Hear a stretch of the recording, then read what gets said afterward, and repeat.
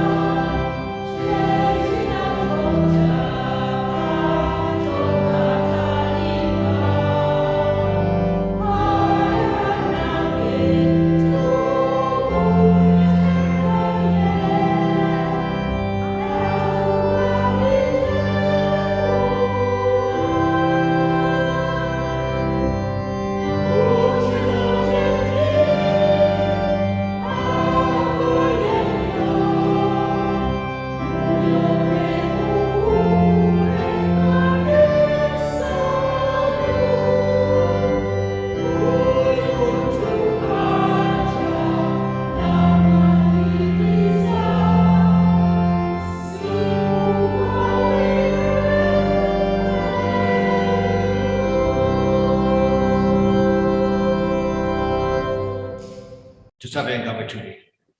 Mukama Katonda waffe tukwegayirira oteeketeeka emitima gyaffe okuleera ekigambo ky'omu bigambo by'ogenda okwogera naffe ku bwa Yesu Kristo Mukama waffe. Utuleka. Banaffe ensanyusa nnyo okubalaba. Mukama yeebazibwe. Olwaleero njagala kubabuuza abakristaayo mu Nigeria ne Ghana babalamusa ennyo nakakomawo okuva Nigeria ne Ghana. It was my first trip to West Africa. I've spent 10 years in East Africa, 2 years in Tanzania and 8 years in Uganda. But this month I had the chance for the first time to go to the other side of Africa to visit members of my church at St Mark's Kennington who live in Abuja and Lagos and then Accra in Ghana. And I was interested to see how similar or different it would be to the part of Africa which I knew well. And there are some differences. They're just like this jollof rice. It's jollof rice, jollof rice, jollof rice. Tewani matoki, tewani mele. Tebagamba tusanisha kumalaba oba karibu, bagamba akwaba. So there was a warm welcome. Different language, different environment, some different food. A lot more humid than the time I remember in Kampala. I don't mind the warmth, the heat, the sunshine, but it's a very, very humid heat in the places I went this time of the year in Ghana and Nigeria. But I was given a warm welcome, and I just came back on Thursday. So this time last week, I was in a church in Accra. And it's a reminder that wherever we go in the world, we find brothers and sisters. Psalm 67, which was read to us, says, God shall bless us, and all the ends of the world will fear him. Isn't it wonderful when you go to the ends of the world, to another part of the world, and you find brothers and sisters with whom you can worship, with whom you can read the Bible, with whom you can pray, and from whom you can learn some things about their lives, from their culture, from their own experience. Let me tell you, before we turn to the passages I need to look at, about one particular person I met in Abuja.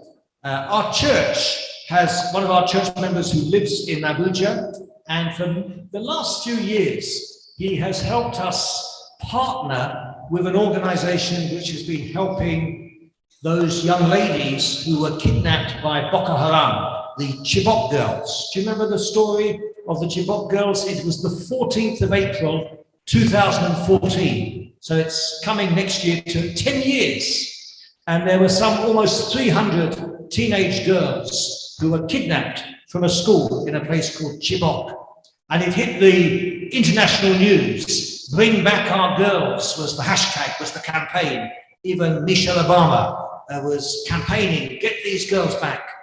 And it took a long time. And eventually some escaped, a few were set free, a few more. But the story has gone off the news. The world has moved on to other stories. Even in Nigeria, the government seems to have forgotten about the fact that there are still some 82 of those Chibok girls who are still in captivity.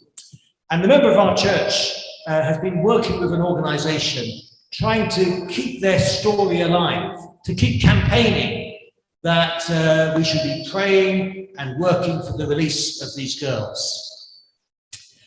And one of the people I was introduced to was a young lady who had been one of the first to escape from being kidnapped.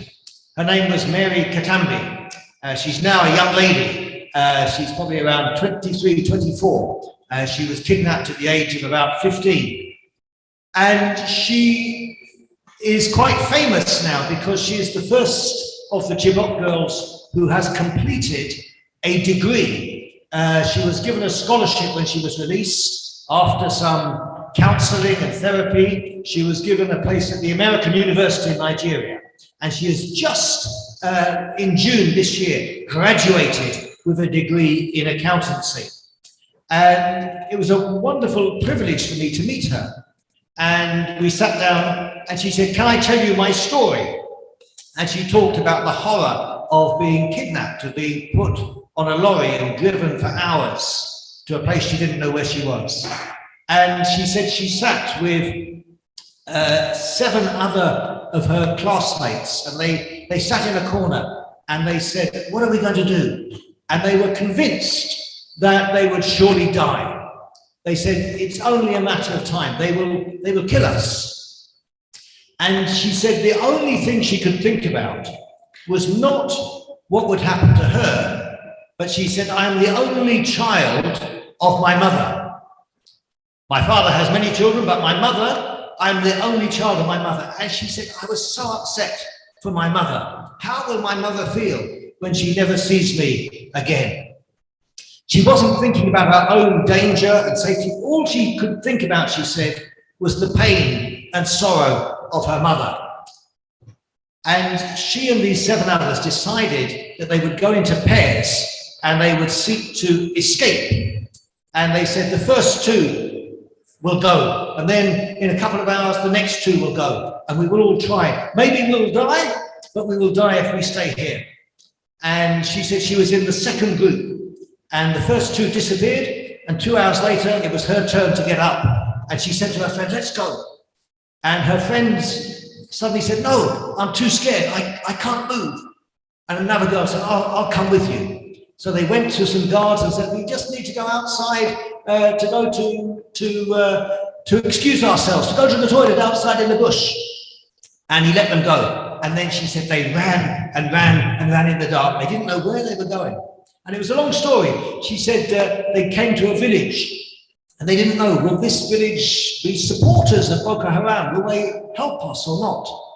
And the other girl somehow had some money, and they knocked on the door, and a man said, okay, I'll take you. Give me all your money. I'll take you to the next village. It's about 2 hours away. And that small town, maybe they can help you. But after 1 hour of the 2-hour journey, the man got scared and said, no, you can get off here. And he just left them in the middle of nowhere. And they walked and walked, and they didn't know which way they were going. And after many hours, eventually they came to another village. And again, they were scared, thinking, whoever's house we knock on the door of, will it be someone who will help us? Or will it be someone who is sympathetic to Boko Haram? This time they knocked on the door, and a woman opened the door, and she said, you are two of those girls who've been kidnapped. Come in. She gave them food, and her husband said, I'm going to take you all the way back to Dibok on my motorbike. And he took them, I think, some 4 hours through the bush and restored them to their homes. And Mary said to me, when she got home, she could see at her house, there were a number of women who were sitting outside and they were weeping and mourning with her mother because they assumed her mother would never see her again. Maybe she was already dead. And she came back and found her mother mourning for her loss. Can you imagine? Can you imagine the emotions? And that's really where her story ended. And she was rehabilitated. Eventually, she was given a chance to study. And God is doing extraordinary things through this woman. And she's got an extraordinary testimony. She said, it was God who led me through those difficult times. And the extraordinary sense of fear and risk and danger, but that lovely picture at the end, the girl who they thought was dead, the girl whose mother they were comforting because they thought, you'll never see your daughter again, suddenly has her daughter restored to her. From captivity to freedom, from death to life. From an end of all your hopes to a brand new start. And Mary Katambi was an extraordinary inspiration just to hear her story. I also met a man who is the chairman of the Parents Association of the Chibok girls. And he's the one who speaks for the families. And he's the one who keeps a register of how many children or now young ladies are still missing. And so I was inspired to meet Mary, but that extraordinary story she told me, as I say, really is a picture of salvation, of Barakosi. It's a story really of new life, of someone who was lost is now found, was in a sense as good as dead as far as her mother was concerned, and is alive again. And I think when we look at today's readings, the common theme running through all of them was a sense of life being saved, of salvation, what is at the heart of the Christian gospel, that we believe that we have been found. We were lost, we were as good as dead, we were as good as hopeless, but God, through the work of the Lord Jesus, has brought us back to life, just as that man on his motorbike took Mary and her friend and brought her back to life, as it were. That's what God has done for us. Let me just briefly run back through those Bible passages which we had read for us. We had that first reading from the Old Testament, the story of King Solomon, the two women fighting over the baby. One tragically has lost their baby, the other one is alive, and they both claim the baby who is alive to be theirs. And King Solomon says, I've got an idea. Cut the baby in half. Have 50% each, half. Since you're fighting over the baby, you can have half each. And his wisdom, his God-given wisdom, knows what the result will be. The true mother won't let her baby be cut in half. No! Even give the baby to the other mother. rather than have the baby killed and chopped in half. And the other mother said, no, 50% is good enough. And the king knows which one is the true mother. So the baby is saved and the baby is restored to the rightful parent. God-given wisdom, Solomon's wisdom being used for life, for salvation, for justice. And I'll come back to the psalm in a moment, but we read in Acts chapter 4, Peter and John talking to people in Jerusalem about healing, and they were being told, stop talking about this Jesus, stop talking about resurrection. And they said, we cannot but speak. We are so full of life, you can't shut us up, you can't stop us speaking. We have to speak about the things which we have seen and heard, and which God is doing. And Peter says, salvation, okwaliwo, is to be found in no other name, in no other place, other than the name of Jesus. We know, don't we, that people look for meaning, they look for life, they look for fulfillment in all sorts of things. But all the earthly things that people look for life in eventually will disappoint them, eventually will prove unreliable. And Peter says, it's only in Jesus that you can find true life and salvation. In our gospel reading, we had that time where at first Jesus withdraws, he retreats for rest and prayer and to be re-energized, but as soon as he's back in circulation, as soon as he comes off the boat, off the Sea of Galilee, we read that people had been on the shore and they must have been tracking the boat. They must have been, that's Jesus, there he goes. And as soon as he gets off, it says that people ran to meet him, ran to say, Jesus, heal my friend, heal my family member. Lord, have mercy upon this one. Lord, look at this one, lay your hands on him. People at that part of the gospel had an understanding that this Jesus was the one who could bring new life, who could bring healing, who could bring restoration, who could bring wholeness, and they run to bring their friends to Jesus.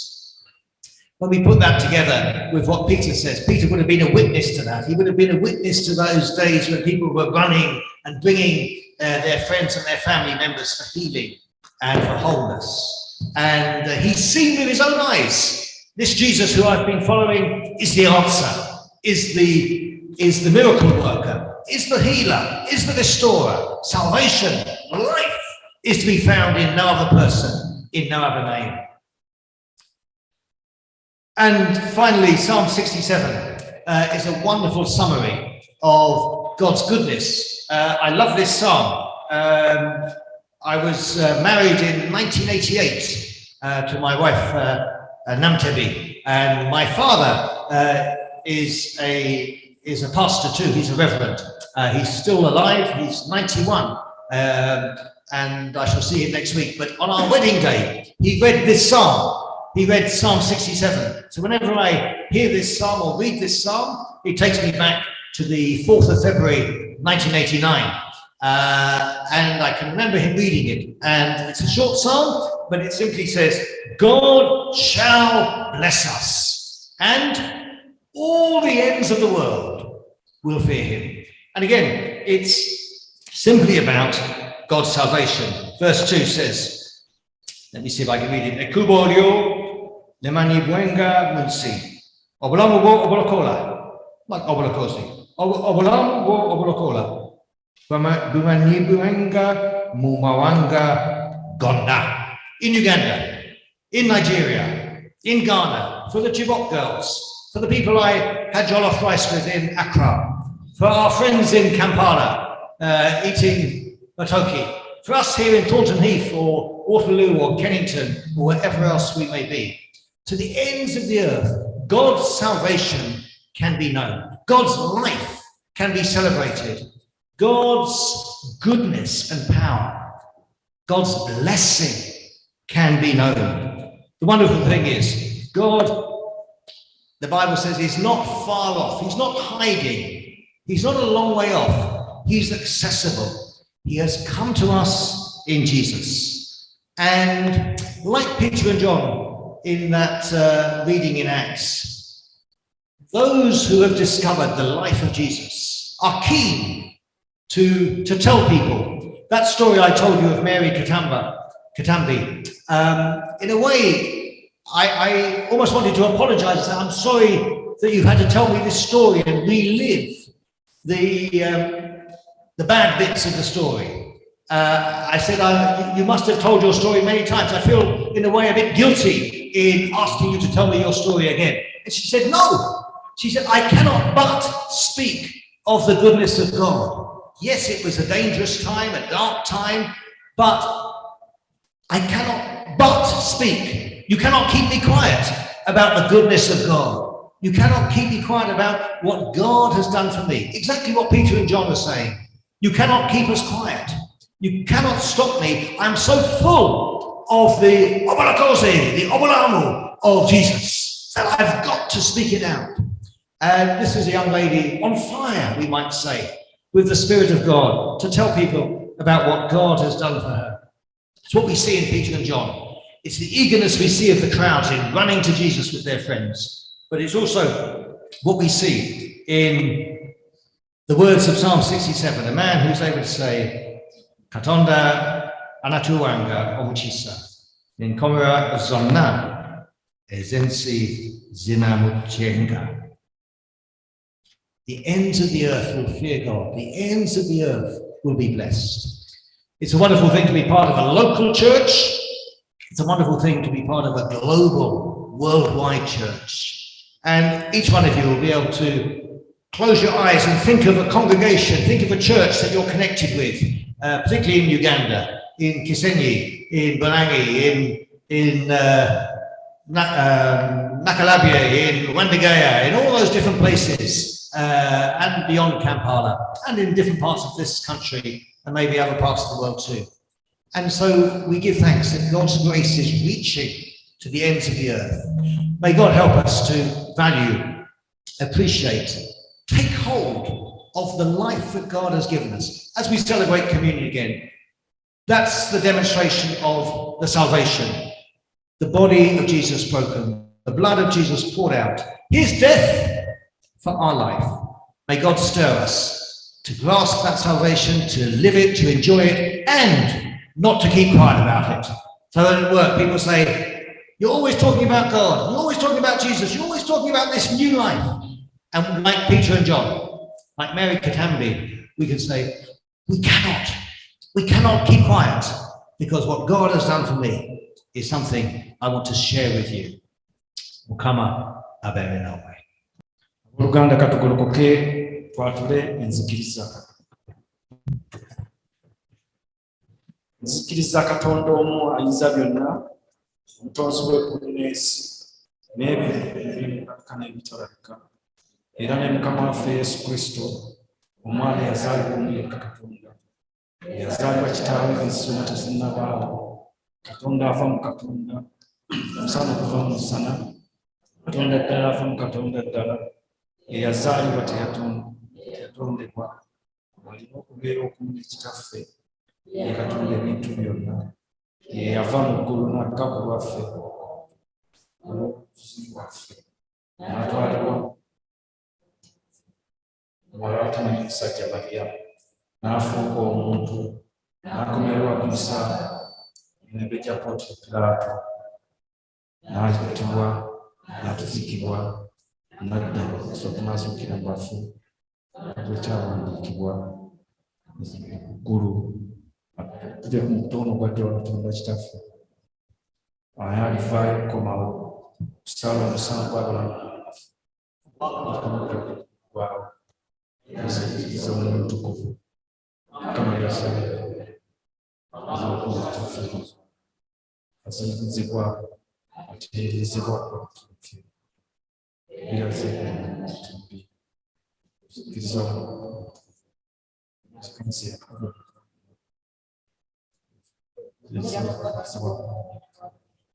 era sirunza kutya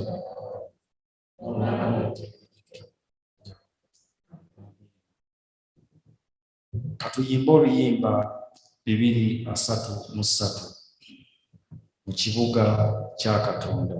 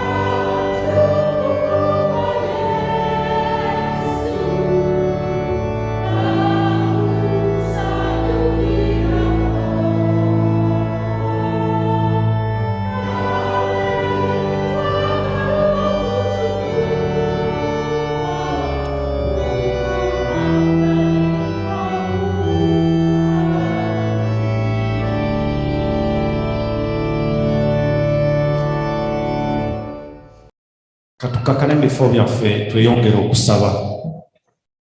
Tweyongere okusaba.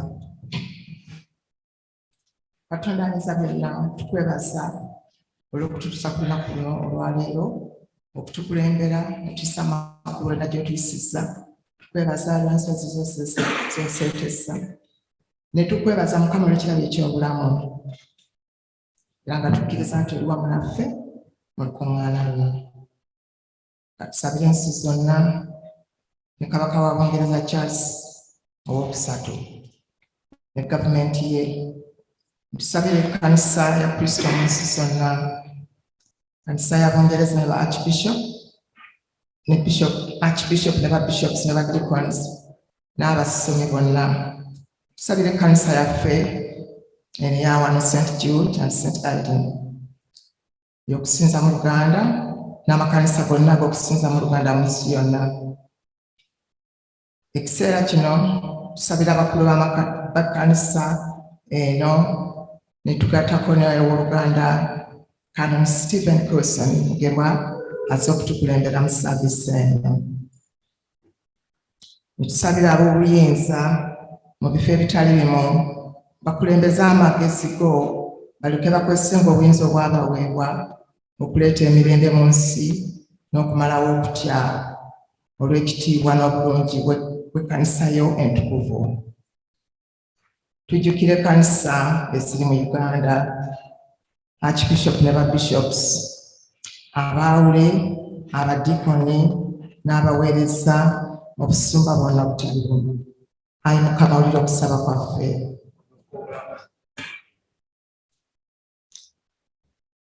Tusabire ensi yaffe Uganda. Katonda ayinza byonna afuga amawanga gonna. Tukwasa ensi yaffe Uganda ne tusaba abafuzi baayo bafukeko omwoyo ogw'amagezi n'okumanya n'okutya Katonda, bafutte eggwanga eryo Mukama nga bakulembera omwoyo omutukuvu. Tusabira Kabaka wa Buganda Ronald Muwenda Mutebi ne bakabaka bonna ab'ensikirano mu nsi yonna. Kabaka wa Buganda Ronald Mukama tumuwonga musaayi gwe ogw'omuwendo oguwonya, gumuwonye endwadde ze zonna, era ne tusaba omusirikira ekigambo kyo kimwawule ku bulumbaganyi bwa Sitaani bwonna. Ayi Mukama, wulira okusaba kwaffe.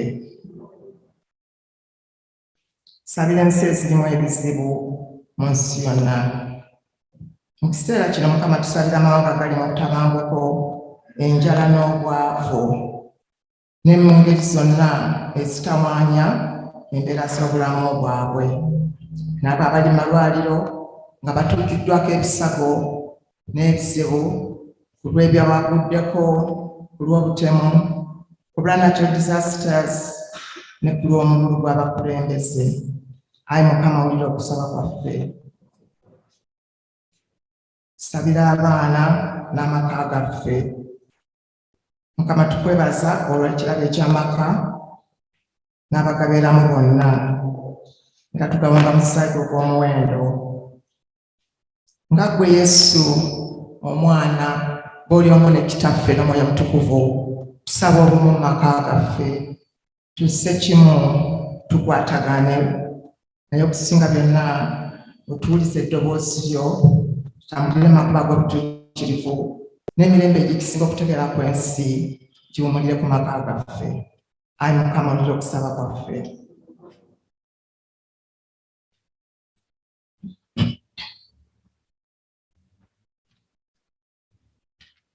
Ne tusitula amaka gaffe nate era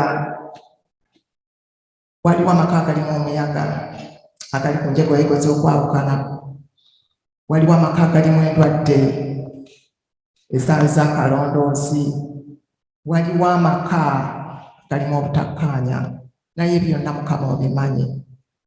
Gwe yakulira mu maka Mukama nga galimu emirembe, nga mussa kimu, emitawaana gyonna egyatuukangawo nga mukikkaanya lumu.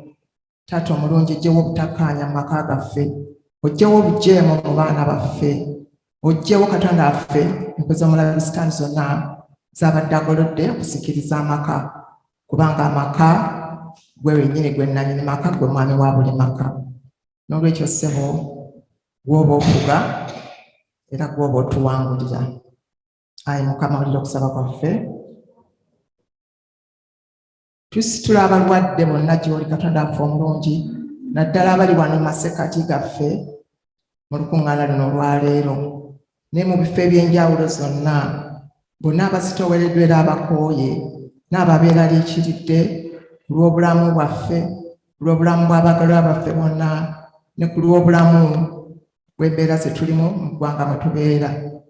Mukama omulungi, tusindikire ekigambo kyo, kituwonye, kitwawule ku byonna ebireeta okweraliikirira mu bulamu bwaffe, kubanga era ogamba mu kigambo kyo mu Zabbuli 107:2 ti ne bakaabirira Mukama n'awulira n'asindika ekigambo kye n'abawonya n'abajja mu kweraliikirira. Mukama, ekigambo kyo tukyetaaga era tukkiriza nga tugidde tukisabe kugenda kukituweereza bankugamba tunasabanga nga tukkiriza tunaaweebwanga. Ayi Mukama wulira okusaba kwaffe. Kati tusabira abaatuvaako abamala emirimu gyabwe mu bulamu bw'ensi eno, naddala mu mwezi guno gwe tulimu guno gwa Julaayi. Ayi Katonda w'emyoyo gyonna gy'abantu bonna, tukutendeeza nga tugulumiza erinnya ly'ettukuvu olw'abaweereza abo bonna n'abakkiriza bonna abamaliriza olugendo lwabwe mu nsi muno. Tukwegayirira olw'obujulirwa n'okukkiriza kwabwe, onyweze essuubi mu bulamu bwaffe wamu nabo, naffe bwe tutyo tusangibwe nga tusaanye okugabana ku busika bw'abatukuvu bonna. Ayi Mukama wulira okusaba kwaffe. Ffenna tusiriikirire tuweeyo ebyetaago byaffe n'okwebaza kwaffe eri Mukama mu kaseera kano. Ayi Mukama wulira okusaba kwaffe. Ffenna twatula ekisa kya Mukama Yesu Kristo n'okwagala kwa Katonda n'okusekimu kw'Omwoyo Omutukuvu bibeere naffe ffenna n'abooluganda bonna emirembe egitaggwaawo. Amiina. Abooluganda, mu kaseera kano tugenda kuwaayo ebirabo. Tulina akuuma wano mu maaso, ndowooza nja kusaba Mwami Ssekkubo ng'ajje wano atuyambeko okukalaga abantu abatasobola kukakozesa. Katugolokoke tuyimbe oluyimba 177 Yesu mulokozi wange.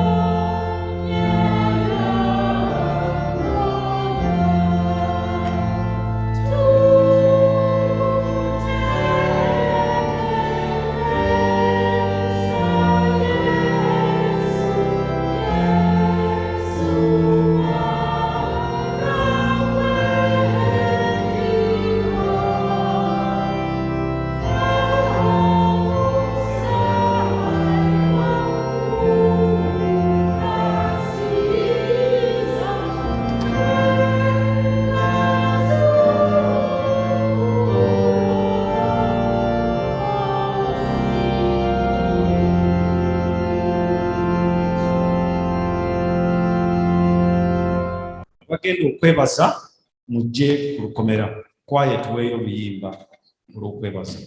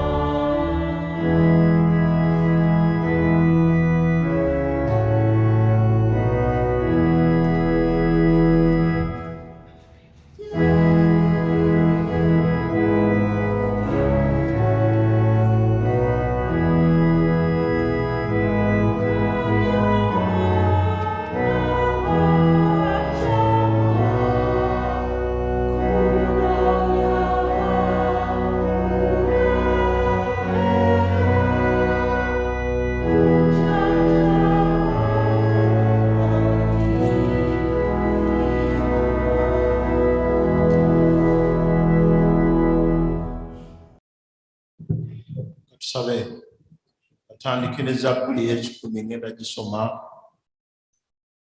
Muleetere Mukama eddoboozi ery'essanyu, mmwe ensi zonna. Muweereze Mukama n'essanyu, mujje mu maaso ge nga n'okuyimba. Mumanye nga Mukama ye Katonda, oyo eyatutonda. Naffe tuli babe, tuli bantu be, era endiga ez'omu ddundiro lye. Muyingire emiryango gye n'okwebaza, ne mu mpya ze n'okutendeeza. Mumwebaze, mukuze erinnya lye, kubanga Mukama mulungi, okusaasira kwe kwaluberera n'obwesigwa bwe bwa mirembe gyonna. Taata omulungi, tujja mu maaso go, sooka byonna nga tukwebaza olw'ekirabo kya muwala waffe Janet. Tukwebaza olw'obuvumu bw'omuwadde okuyita mu kusoma okwo kwonna. Tukwebaza olwa famire ye, olw'abazadde abaamukeezanga ng'akyali muto, olw'okumulabirira okutuuka mu kifo kino kyalimu. Tukwebaza nti omuwadde obugumiikiriza. Tukwebaza nti abadde ekyokulabirako gye bonna mu kkubo ly'ayiseemu, era nga tulinamu essuubi lingi okubeera ekyokulabirako omulamu bwaffe n'abantu b'atambudde nabo. Tukwebaza olw'abaganda be. Tukwebaza okumuyisa mu nsozi mu buwonvu na buki, ne n'asobola okubeera omugumiikiriza, era n'asoboka okujja kutuuka ku ttukkula lino. Ng'azze mu maaso go ne famire ye, taata ne maama nga tulinawo wano, abazze okwebaza olw'ekirabo ekyo. Taata omulungi, naffe ffenna abazze tulina ensonga zaffe nnyingi mu bulamu bwaffe, nazo tuzireeta mu maaso go. Nga twebaza olw'okutulabirira, olw'okutwabuda n'otukuuma nga tuli balamu. Era Mukama tukusaba kwongere omukisa ogwo, tusobole okutambula naawe, okwongera okumanya n'okutegeera. Buli kyonna kye tunaakwatako Mukama okiwa omukisa. Mu linnya lya Yesu Kristo Mukama waffe. Amen. Amutisa kwa katonda enzi byonna kitaffe n'omwana n'omwoyo omutukuvu kubeeko mmwe oleme okubaako emirembe. Amen.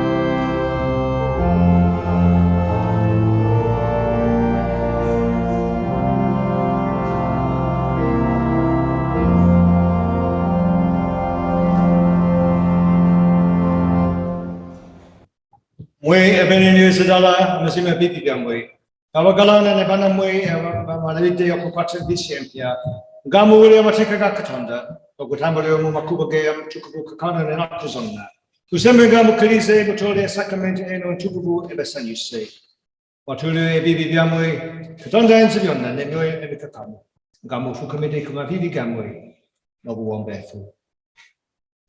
Ena tusabe Katonda ayinza byonna Chirwa Mukama waffe Yesu Kristo, omutonzi w'ebintu byonna, asala amasango abantu bonna, twatule tugulire ebibi byaffe, n'okwonna kwaffe okungi, bwe tukukoze obubi, ennyo mu bigambo katukozesa, bye tukugedde, bye tukogoze, nga tunyoma ekitiibwa. Tuliba tunyomesa ddala, tukwate eno ebibi byaffe,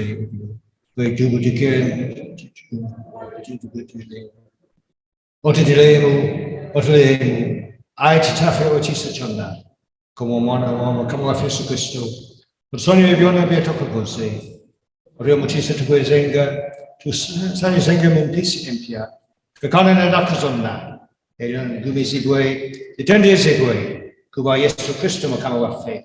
Amen. Katonda ayinza byonna kitaffe waggulu, yasuubiza olw'ekiisa kye ekingi okubasonyiwa bonna abalagyalenga ebenenyo ddala nga bakkiriza mazima abasaasire mmwe abasonyiwe balokole mu bibi byammwe byonna banyweze abaali amaanyi mu bulungi byonna abatuuse mu bulamu obutagwawo kuba Yesu Kristo Mukama waffe. Muwulire ebigambo ebisanya obulokozi bwaffe Kristo byagamba bonna abamutukira amazima muli gye ndi mmwe mwena abakoye abuzito Edward nange n'abawumuuza. Katonda yayagala ensi bw'ati n'okuwaayo nawaayo omwana we eyazaalibwa omu yekka buli muntu yenna amukkiriza aleme okubulwa naye abeere n'obulamu obutagwawo. Muwulire nate Pawulo omutukuvu bw'ayagala nti ekigambo ky'essigwa era kisaanira okukkirizibwa kwonna nti Kristo Yesu yajja mu nsi okulokola abalina ebibi. Muwulire nate Yokaana omutukuvu bw'ayagala nti omuntu yenna bakola ekibi tulina omuwolereza eri kitaffe Yesu Kristo omutukuvu naye gwe mutanga olw'ebibi byaffe. Mukama abeere nammwe. Muyinuse emitima gyammwe tweyanze Mukama Katonda. Kirungi kisaana nnyo tukibonere ddala okugweyanza ebiro byonna ne mu bifo byonna.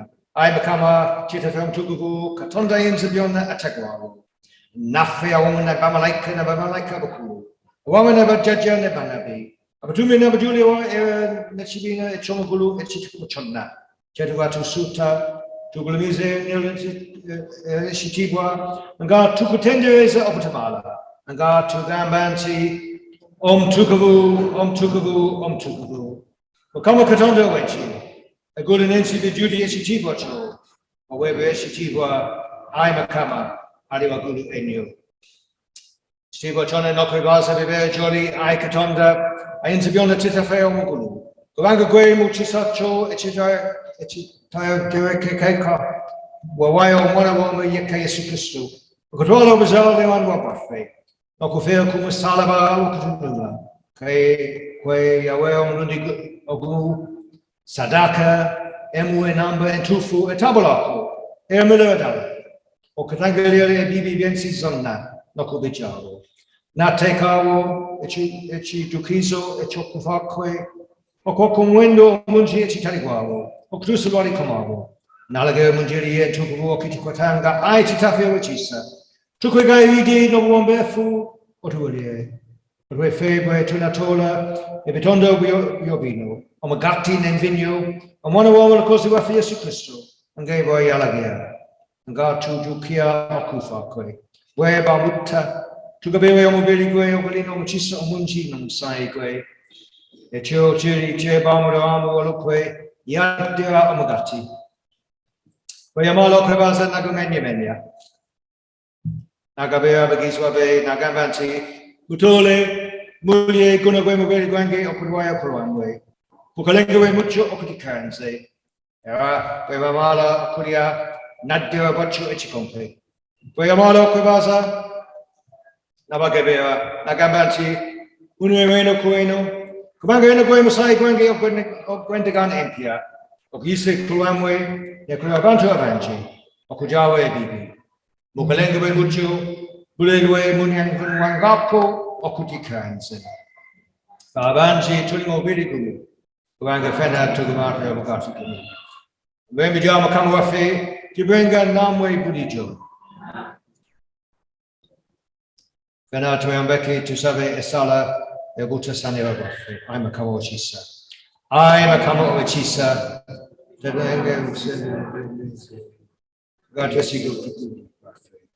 Pablo Gosase kono kuni. Tesamienda kuni.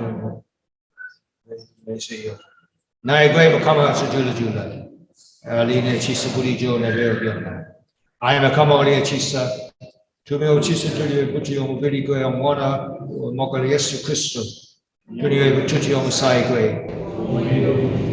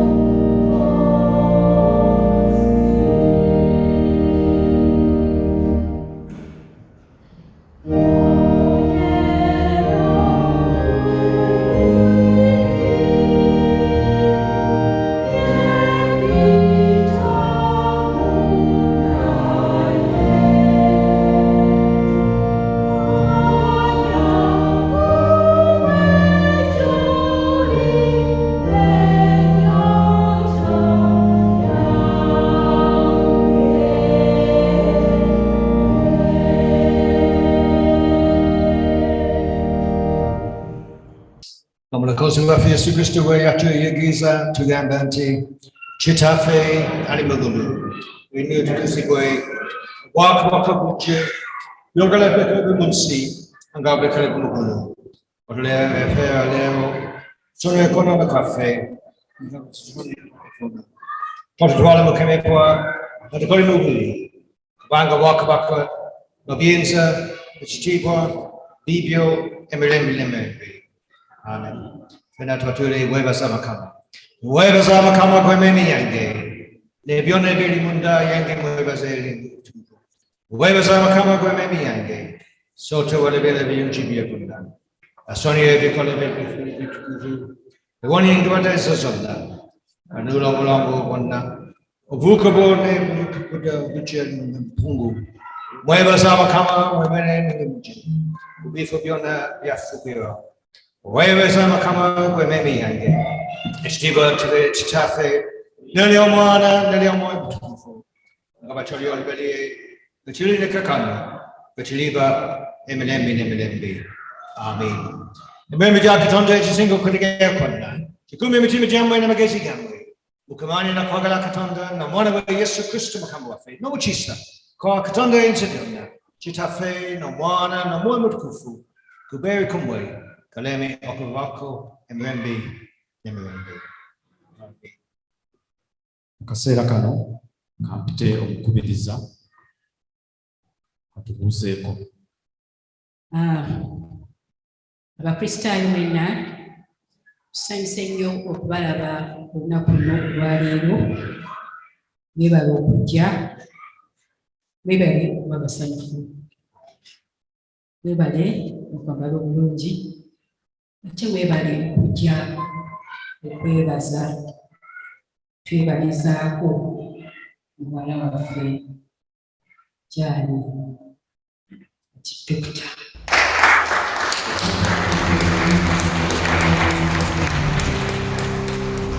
Ate era ne twebaza n'abazadde maama ne taata Kiibi, mwebale nnyo omulimu gwe mwakola era gwe mukyakola. Timukoma gukola omwana ne bw'abeera ow'ensanvu era oba okyali muzadde.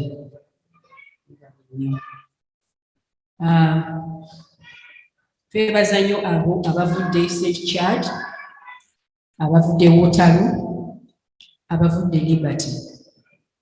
Gladys ow'erinnya sanyusa nnyo okukulaba, badde maze emyaka mingi nga sikulaba. Tusaasira abo abalina abalwadde wano, abali mu malwaliro n'abali mu maka. Mukama abakwatireko abawonye obulwadde. Ate abo abali e Luganda, Mukama abayambe bafune eddagala ettuufu, bafune abasawo abatuufu nabo bawone. Era tusaasira abo bonna abafiiriddwa mu kiseera kino nga bakungubaga, abawano n'abali e Buganda n'abali mu nsi endala. Mukyabendera ky'okufiirwa mukyala Vicky Ssebaale yeebazizza nnyo ab'e St Jude. Mwebale nnyo okumudduukirira oba okubadduukirira amabugo amangi ge mwabawa okusobola okusiibula maama waabwe mu kitiibwa. Gaali £2,280. Mwebale nnyo, mwebalire ddala. Ate era omwami n'omukyala Dawudi ne Betty Ssemongerere nabo beebaza nnyo abali fundraising nga mutabani waabwe agenda okuwasa, yawasizza America era embaga yabadde nnungi nnyo. Mwebale nnyo, mweyongere okuyambagana, okukolagana n'okulaba ebintu byaffe eby'omu community tibigenda bulungi mu maaso. Twebaza nnyo Rev'd Canon, Ssebo weebale nnyo okutusapootinga nga buli kiseera. Era tusaba oyogere tokoowanga, kubanga bwe muba kati muliiwo tetujja kumanaginga kyaki eno nga kyatuvuyirandi bwegyagala. Naye tusaba abaagala okusoma obwawule oba Eddirira, please mujje musome. Ate twebaza Rev'd kati Alex Mugerwa, kuliko omusomo, kulika ne pate.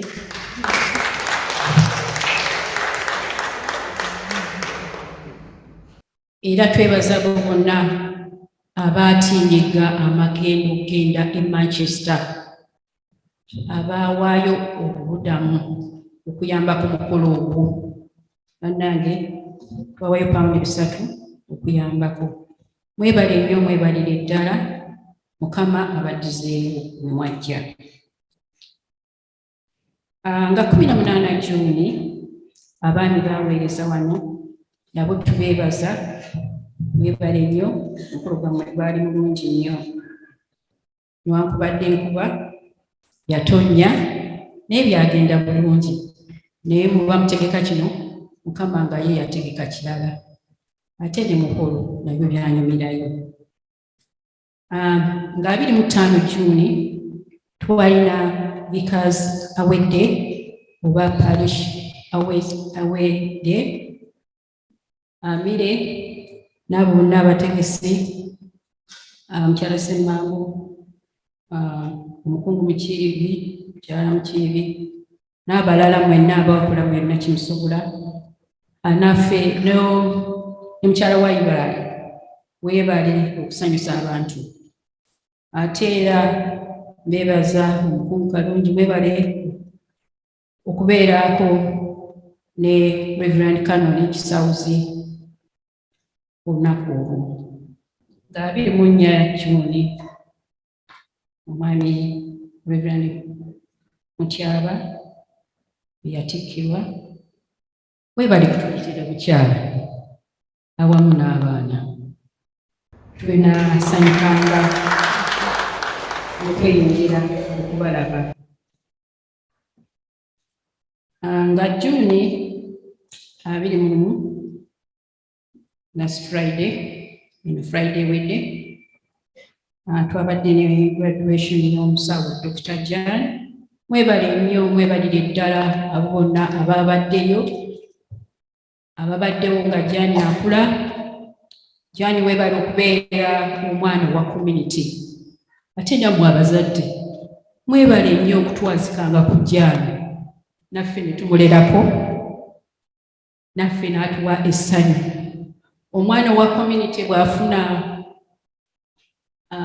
ekisukkirira mu bulamu bwe, naffe community tuba basanyufu nnyo era tubeenyumirizaamu nnyo. Jan kuliko obwa dokita.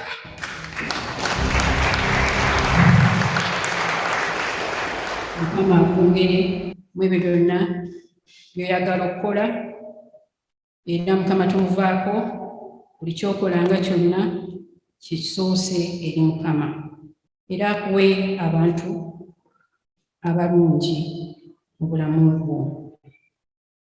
Nga 22 ebunaku obwajjo, Buganda Kingdom, UK, bendo lya South nga likulirwa omukungu Janet Mukiibi. Saba oyimirireko, webale nnyo, wategese nnyo omukolo. Twebaza nnyo n'abo bonna abaabaddeyo. Omukolo ogwo gwabadde gusiibula ababadde abakozi, ababadde abakungu, ate nga guyingiza abakungu abapya. Twasiibudde omubaka Ronnie Lutaaya ne ttiimu ye, naye ate abamu bazzeeko ng'omukungu mukyala Kalungi yazzeeko, okukulira abakyala.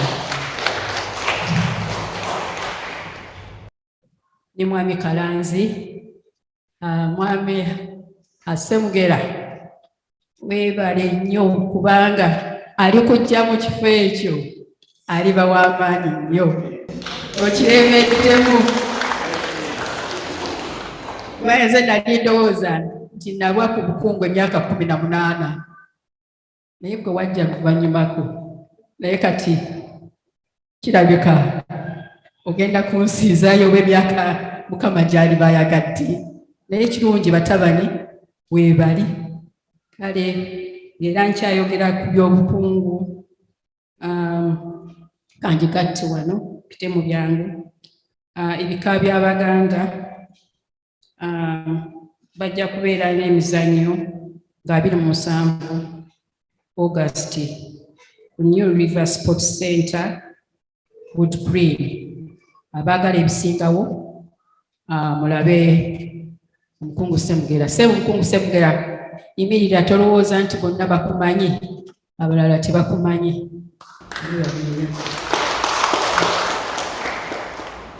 Nga 9 July twagenda ne tusabira Greenwich. Mwebale nnyo abagenda okusaba nga Rev'd Canon Kisawuzi yakulembera omukolo ogwo.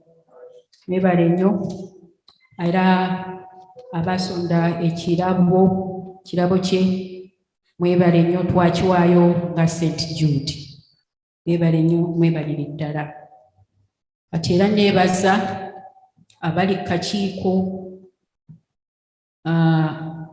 akabeezaawo ekkanisa eno, mwebale nnyo, mwebalire ddala.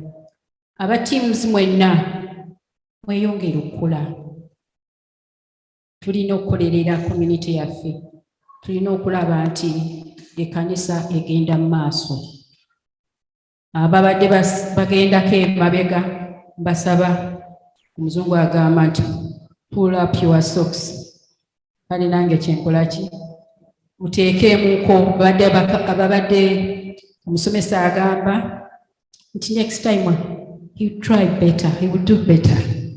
Mwebale nnyo, mwebalire ddala.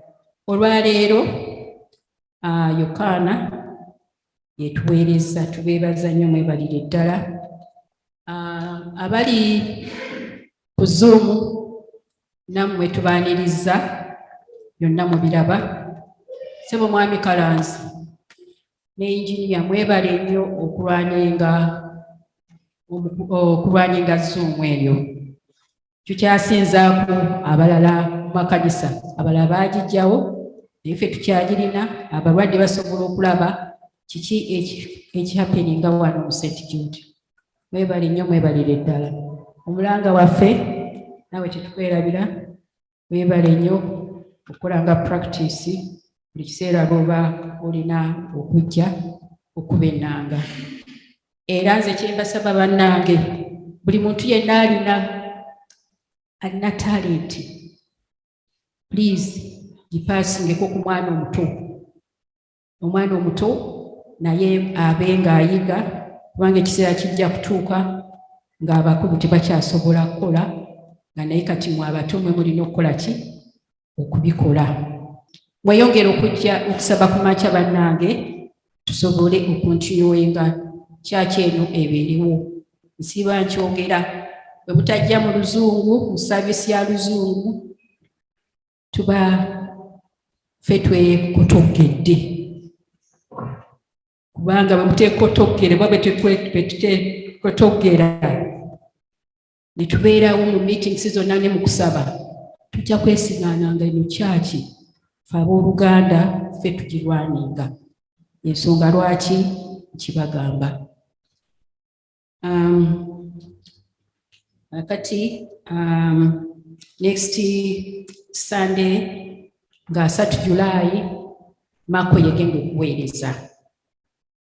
Kati ekisembayo abaazaalibwa mu July mbasaba abajje wano babayimbireyo ko kayimba ka happy birthday.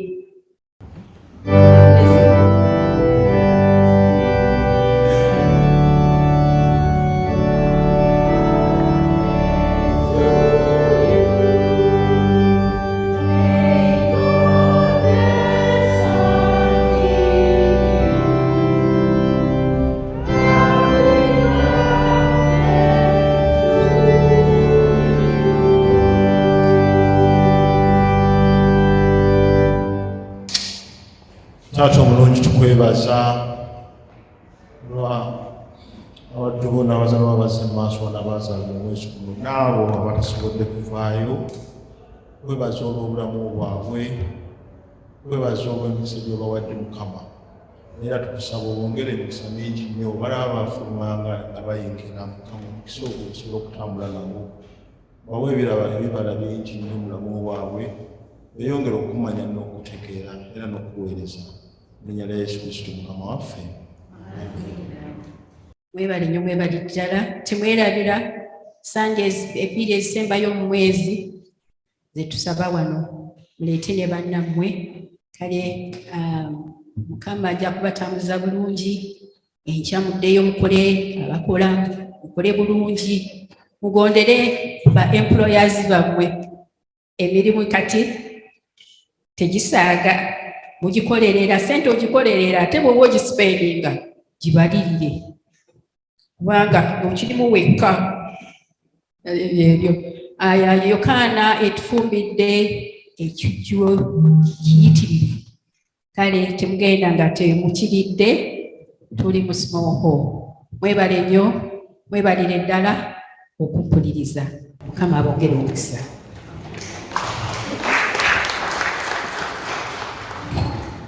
Mukubiriza weebale nnyo, weebalire ddala. N'abooluganda kambasabe tukolokoke tuyimbe oluyimba 216 lwananga mu lutalo